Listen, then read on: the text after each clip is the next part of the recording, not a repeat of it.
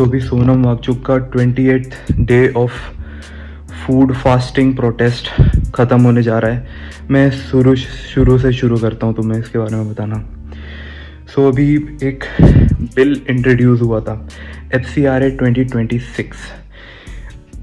25 सितंबर 2025 को सोनम वांगचुक का licence cancel कर दिया गया था इनके NGO का, after the violent protest of Ladakh.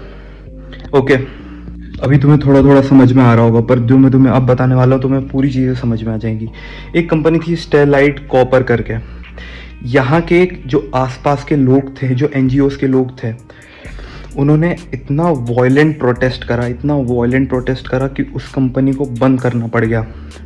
और उस कंपनी को बंद होने के बाद वो कंपनी इतना कॉपर प्रोड्यूस करती थी इंडिया के लिए कि अब इंडिया को इंपोर्ट करना पड़ता है कॉपर चाइना से।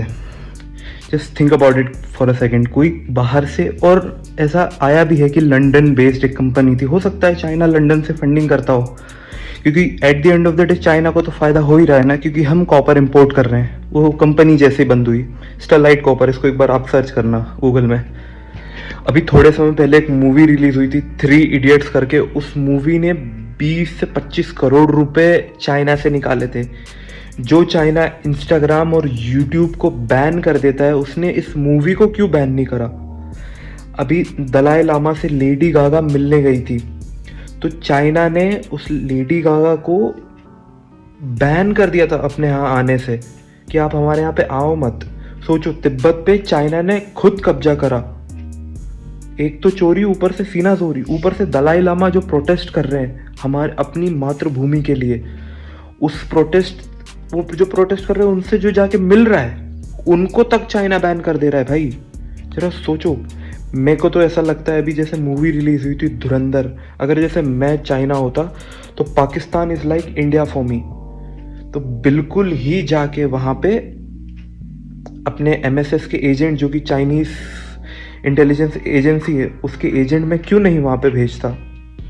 तो मेरे को ऐसा लगता है कि बहुत टाइम से अब हमारे यहाँ पे रह रहे हैं लद्दाख में सो कॉल्ड सोनम वांगचुक जी। तो मुझे ऐसा लगता है, इट्स स्पेकुलेशन, हो सकता है 100% ट्रू ना हो, पर ऐसा स्पेकुलेशन है क्योंकि बहुत सारे इनके खिलाफ ऐसे पॉइंट्स आ रहे हैं, बहुत सारे लोगों ने इनको पॉइंट आउट भी करा है। आते हैं अब एक और बात पे।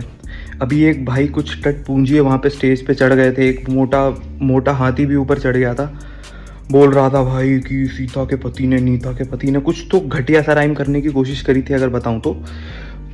अगर सोनम वांगचुक जी, अगर ये लोग नहीं जाते ना, तो मैं सच में आपको ही सपोर्ट करता, क्योंकि हमारे देश में एजुकेशन सिस्टम में थोड़ा सा तो चेंज आना चाहिए, पूरी तरीके से नहीं लेकिन थोड़ा सा तो आना चाहिए।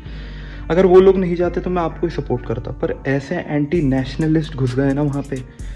उमर खालिद को सपोर्ट करने वाली अरुंधति रॉय घुस गए हैं, फिर वो अपने कुछ जाने माने चेहरे और वहाँ पे आ गए हैं। So I am not going to support Sonam Wangchuk in this case.